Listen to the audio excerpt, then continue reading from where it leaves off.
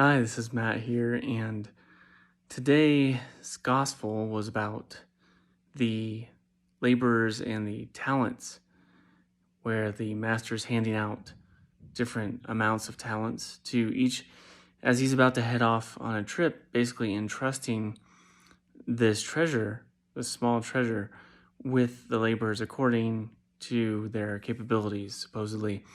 And we hear in today's gospel about how the different servants or laborers chose to use the talents that they were entrusted with. Two of them invested them wisely and made some money back on their investment. And then the third, being a little bit afraid of the master, buried his treasure and returned it to the master when he came back from his trip. But he was scolded for not making better use of the treasure that he was entrusted with. And it's helpful to think when you hear this story that a talent is worth, in today's money, probably about $2 million. So being entrusted with even a single talent would have been a big amount of money, a big responsibility. And those that were able to earn back 100% return on the talents that they were given, let's say the one that was given 5 talents, that's like $10 million. That's a big deal. And that's why those servants were put in charge of even larger treasures as a reward for their actions. And this is a gospel that makes us think oftentimes about how we are using the treasures that we're entrusted with. And again, we often get the word entrusted with confused with gifted. So we thank God for our many gifts, right? God gives me these gifts of talents, abilities, and treasure, money, right? Or wealth or good job or whatever. And we think because it's a gift, I can do with it as I see fit. God's giving it to me as a reward of some sort. And, I was just listening to the catechism in a year, and we were talking about, I think it was the 8th commandment, thou shalt not steal. And Father Mike Smits made this really great point that we're really entrusted with these things, our treasures, our talents, and our time. Have you ever thought that your time doesn't really belong to you? It's an interesting idea that our time is really borrowed. We're living on borrowed time. You've heard that before? And our days are numbered, to be honest. I mean, even someone that lives 83 years, you only have so many thousands of days that you're going to live, and you need to make the most of those. You're given basically a budget, and God wants you to give away every penny of time and talent and treasure that you have. So how do you use that wisely? Well, some of it you can spend on yourself. I think God wants you to be reasonably happy, take care of yourself, use it for some leisure, recreation. Recreation is a better way to say it, actually.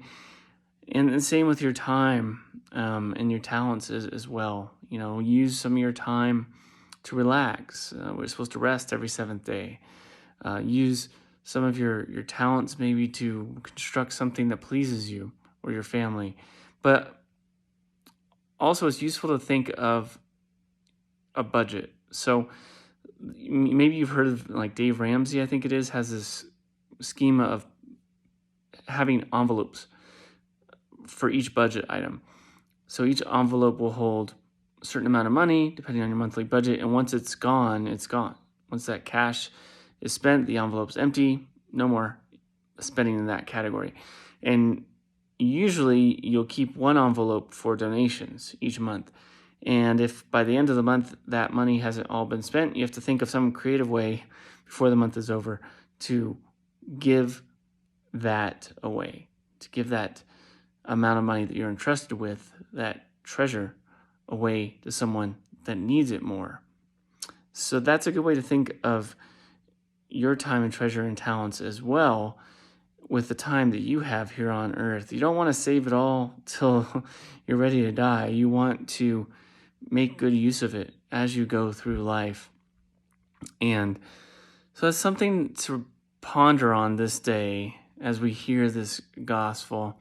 And I did want to share a story from kind of Catholic antiquity, if you will, that might also help you think of treasure in a different way and think of maybe different ways that you can use what you've been entrusted with. So back in the early Christian days, I want to say like 300s, the early 300s, so 4th century AD, when the Christians were being persecuted by the Roman emperors at the time. Think of like the Diocletian rule.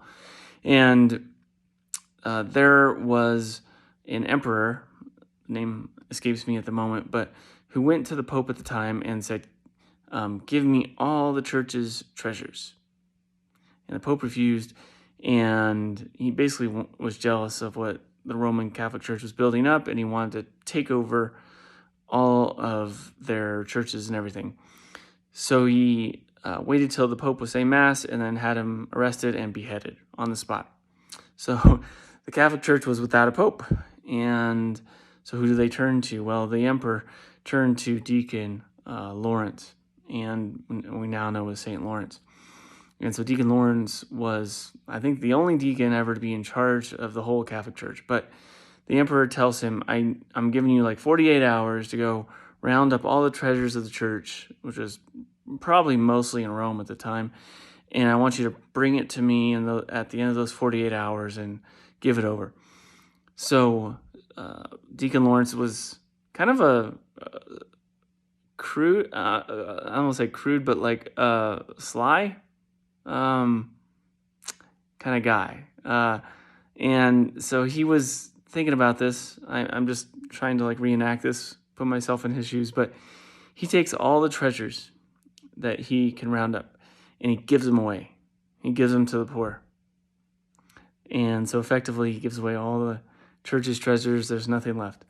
And then when the 48 hours are up, he has to bring something in front of the emperor. So he grabs a couple homeless people and he brings them with him. And he says, here, these are the treasures of the Catholic Church, the homeless, the poor, the needy, because we see Jesus in even the most needy, poor, and oppressed person. We see an opportunity here to serve Jesus, and that is the most amazing treasure that God could have given us.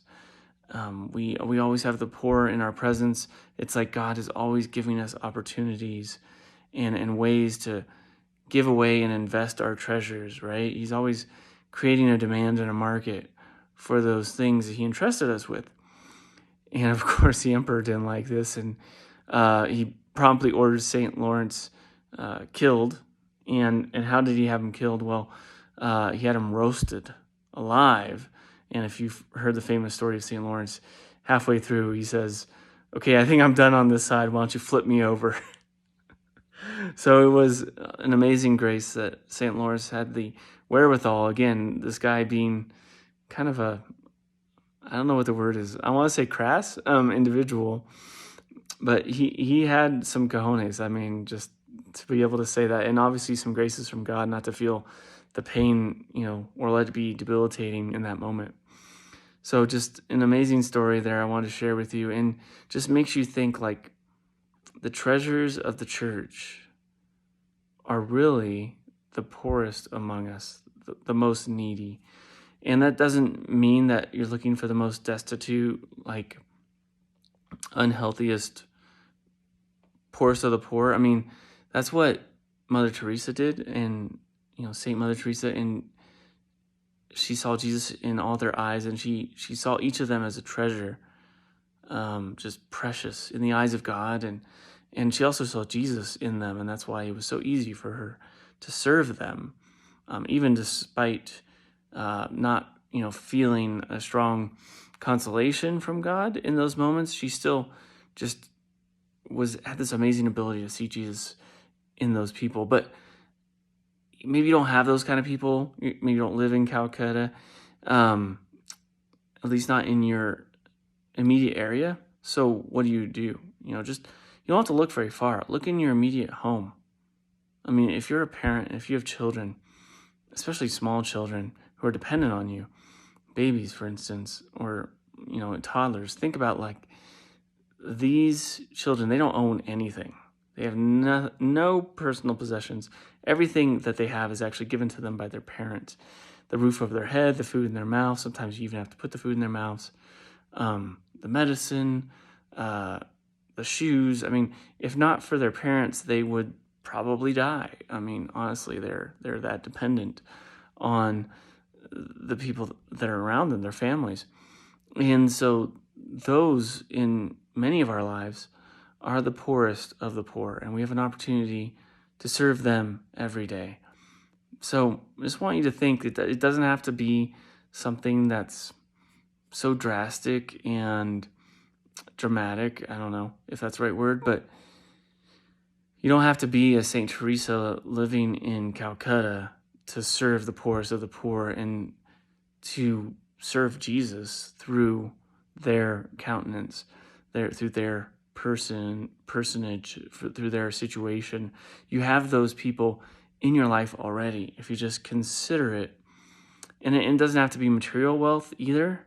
It can be poor in spirit, those who are suffering, those who are sad, those who are going through depression or some kind of anxiety issues.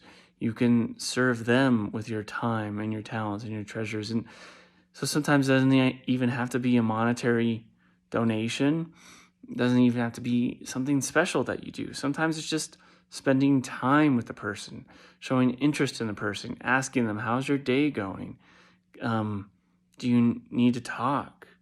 I mean, those are great ways of sharing your gifts that God has entrusted you with. Again, it's something that you're entrusted with that you have to give away. You are a steward of these things, and your job, think of it this way, your job is to give them away.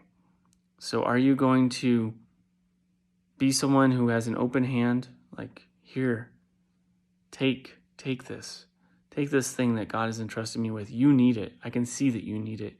Let me give it to you. Let me be that channel through which these gifts flow. Or are you going to be that kind of person that holds on to it with a tight fist and say, no, this is what I've been given and I need to protect it because I don't know if I'm ever going to get more of it. I don't know if I trust God enough to take care of me if I give it away.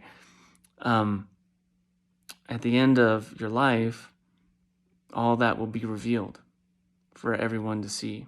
Your witnesses will stand before God, and they'll testify on whether you were generous with your gifts or stingy with your gifts. And I know this is something that I struggle with too. I mean, I'm sure we all do that, especially in this time and age where it's